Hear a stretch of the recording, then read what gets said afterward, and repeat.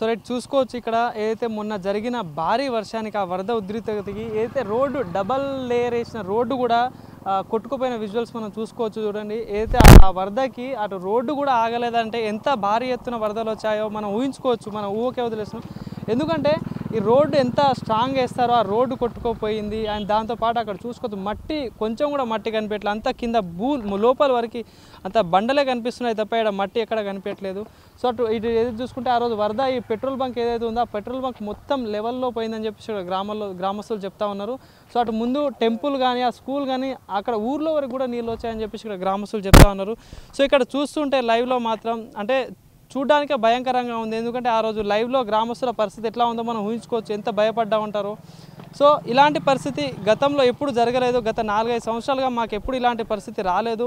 So ఇదే మొదటిసారి అని చెప్పేసి ఇక్కడ చెప్తా ఉన్నారు. సో ఇక్కడ చూసుకోవచ్చు మీరు విజువల్స్లో రోడ్డు మరమ్మతు ఇప్పుడు అయితే వాళ్ళు అధికారులు చెప్పడంతో అక్కడ రోడ్డు మరమ్మతులు కూడా చేస్తూ ఉన్నారు. పరిస్థితి కనిపిస్తూ ఉంది. సో మళ్ళీ అంటే రిపేర్లు చేస్తూ ఉన్నారు అటు అధికారులు. ఎందుకంటే మళ్ళీ ఇది ఇంత నడవాలి కదా రోడ్లు అని చెప్పేసి కూడా అటు అధికారులు వచ్చి ఇక్కడ పనులు కూడా చేస్తూ ఉన్నారు. చూసుకోవచ్చు విజువల్స్లో.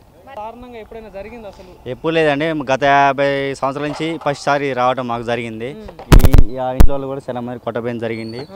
ఒక మనిషి మొన్న 3 రోజుల కింద జరిగారు. ఒక ఇక్కడ దిగిపోయారు యాంకు వాళ్ళు జరిగి మొత్తం ఆగమైపోయింది. చాలా పల్లెటూర్లు మొత్తం ఘోరంగా జరిగిపోవడం జరిగింది. పంటి ఆస్తి మొత్తం అంతా లాస్లో పోయింది. మనిషి అయిపోయినారు. అంతా నష్టపరం ఉంది. మరి ఏం చేస్తారో గవర్నమెంట్ అయితే మాకు తెలవట్లేదు. ఇప్పుడు ఈ వర్క్ కూడా మేము చేసేది కూడా మాకేం డబ్బులు ఇచ్చేది కాదు, మేము సొంతంగా చేస్తున్నాం అండి. మన బాధ్యత అని చెప్పి మేము చేసుకుంటున్నాం. గ్రామస్తులం కాబట్టి మనకి ఇచ్చేది ఏం లేదండి. రాకపోతే ఇబ్బంది అని చెప్పి మాకు టాటర్ చెట్టి బండి పెట్టి వీళ్ళు వచ్చి అన్ని చేసుకుంటున్నాం అండి. అది చేసుకొని మొత్తం ఫ్రీగా చూసుకొని ఫ్రీగానే మాకు పైసల కోసం కాదు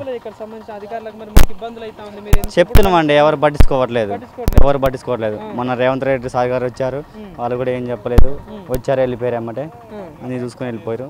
అయ్యే జరుగుతున్నాయి తప్ప ఇలా పట్టించుకునే వాళ్ళు ఎవరు లేరు, చేసే వాళ్ళు ఎవరు లేరండి. సొంతంగా చేసుకుంటున్నాం అండి. ఎంతవరకు వచ్చినాయి వరదలు ఇదంతా చూస్తుంటే?